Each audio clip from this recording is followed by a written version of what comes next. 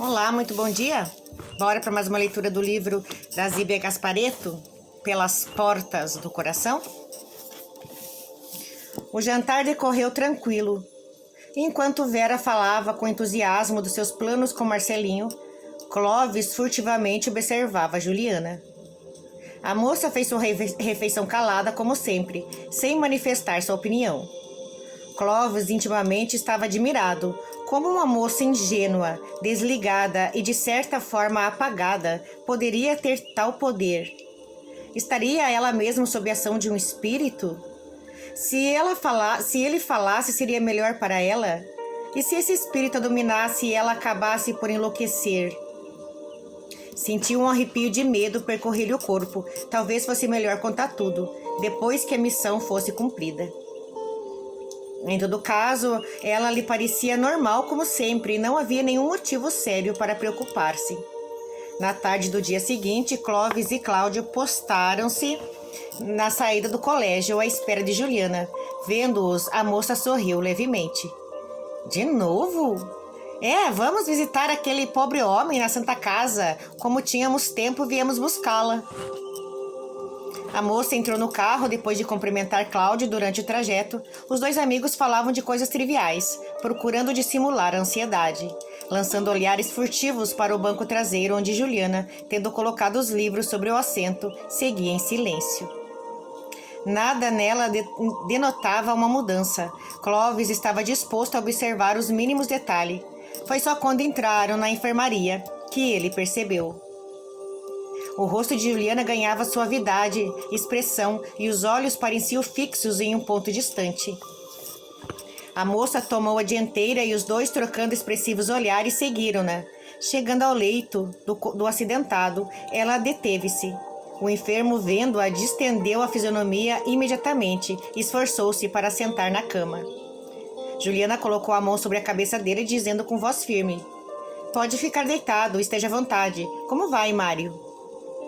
"Melhor", respondeu ele, "muito melhor. Por favor, sente-se. Tem só uma cadeira, podem sentar na cama."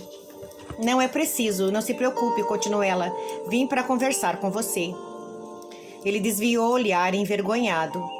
"Sei que me ajudou muito, devo-lhe a vida, desejo agradecer-lhe." "Agradeça a Deus por ter lhe concedido mais tempo aqui. Você tem a seu cuidado 2 espíritos que devem orientar na vida. Sua responsabilidade. Eles o amam muito e no futuro trarão muitos benefícios à nova era. Serão canais da expressão divina em ligação com os homens."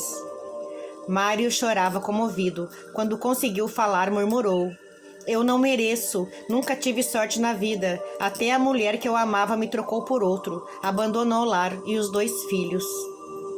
"Mário, olhe para mim", disse Juliana com voz energética. "Não se iluda mais, não existe sorte, porque Deus não joga com o destino dos seres humanos, nem favores uns em detrimento de outros.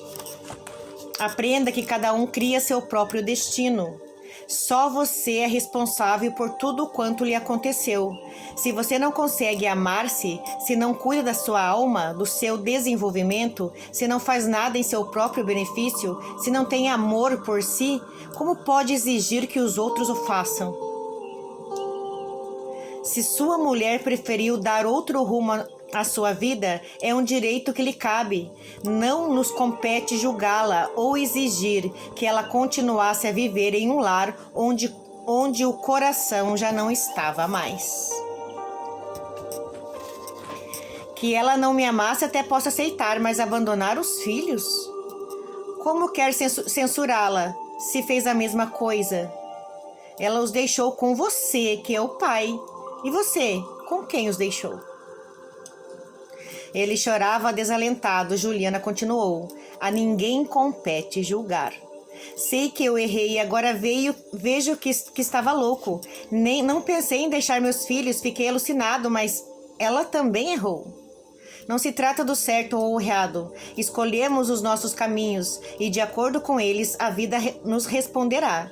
Cada um colhe o que semeou. Você nunca se valorizou, nunca percebeu que tem condições de encontrar sua felicidade. Basta querer. Deus nos criou para a alegria, o amor e o progresso e a luz. Ele é o nosso suprimento."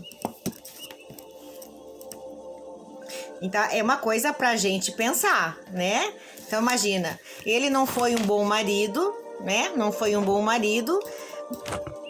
A esposa foi embora com outro e deixou ele com os filhos. Aí ele tenta tirar a própria vida por conta disso.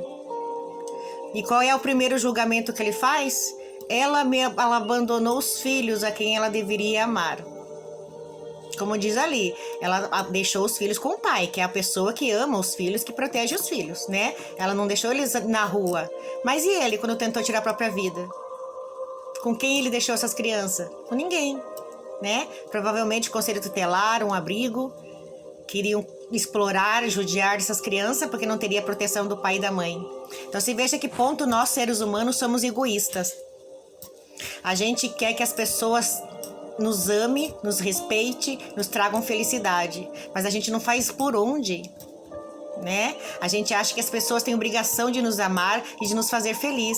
Não, essa obrigação é só nossa. Nós que temos obrigação de nos amar e nos fazer feliz. A partir do momento que nos amamos e somos felizes, qualquer pessoa ao nosso redor vai ficar na nossa vida, porque é contagiante. Agora, se eu sou uma pessoa amargurada, fico acusando os outros dos meus problemas, fico julgando as pessoas, tá? E não vejo os meus próprios erros, as pessoas vão querer se afastar de mim. Foi o que aconteceu, né? A esposa não aguentou mais conviver com ele, provavelmente era uma pessoa que só exigia para si e não dava nada em troca, né? Só que ele tentou tirar a própria vida, esquecendo que ele tinha 2 filhos para criar, 2 filhos que ela deixou para trás com o pai, né? Quem melhor para cuidar dos filhos que o pai, né? Mas ele ia deixar aí, ó, na vida, a mercê da vida, porque não ia ter mais a mãe e nem o pai para cuidar. Então veja como nós, seres humanos, conseguimos distorcer uma história.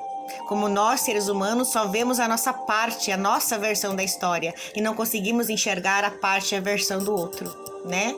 Então, essa leitura é pra gente pensar nisso. Até que ponto nós somos culpados pelos erros que as pessoas cometem com nós? Pense nisso. Tenha um bom dia. Fiquem com Deus. A live já vai começar.